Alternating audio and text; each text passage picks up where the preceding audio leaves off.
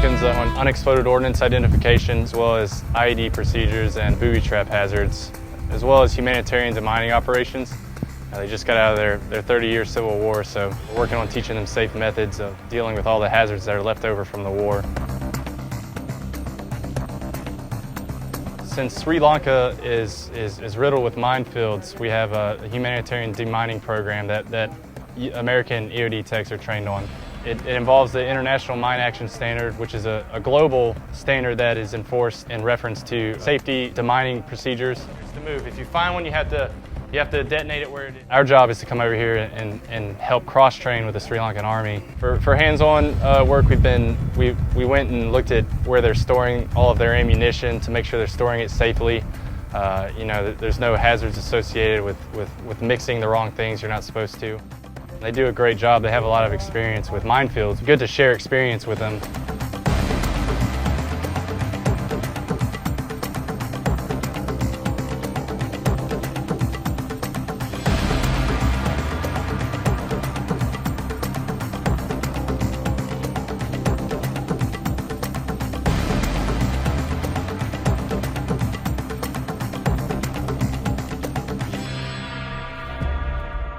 Along with PACOM, 18th Medical Command is the lead unit for the Humanitarian Mine Action Program, which consists of multiple components. EOD has no medical assets on site when they are working with the deminers.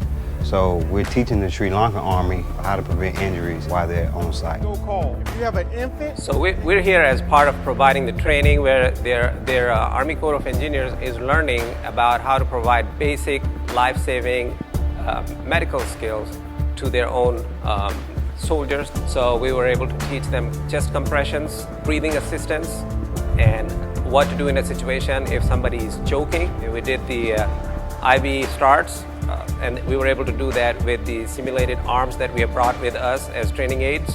Where the spongy part is, it's going to be soft and spongy, but it is very important for them to learn hands-on technique, and they just love that. We got about 35 minutes till tea time, so. All right. I think it's amazing because we've gone from classroom work to practical work, and it's going to culminate now, today, in about an hour and a half with a mass casualty exercise where the Sri Lankan engineers, working with some of their fellow engineers, are going to have a mock disaster where they're going to respond to an explosion. And they're going to test every bit of the training that we've been able to share with them.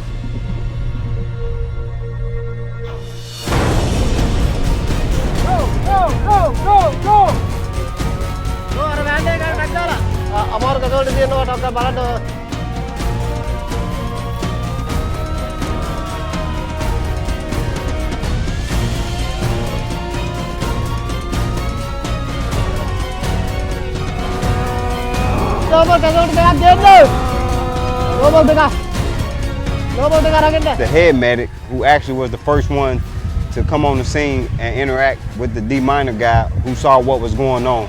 So the head medic now is putting everybody in their prospective places and pretty much overseeing what's got to go on.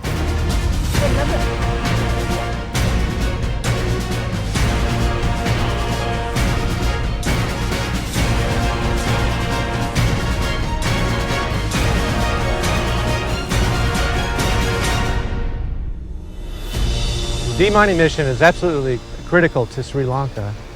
This area, of course, had years and years of conflict, and they've got contaminated areas that otherwise would be useful for their people.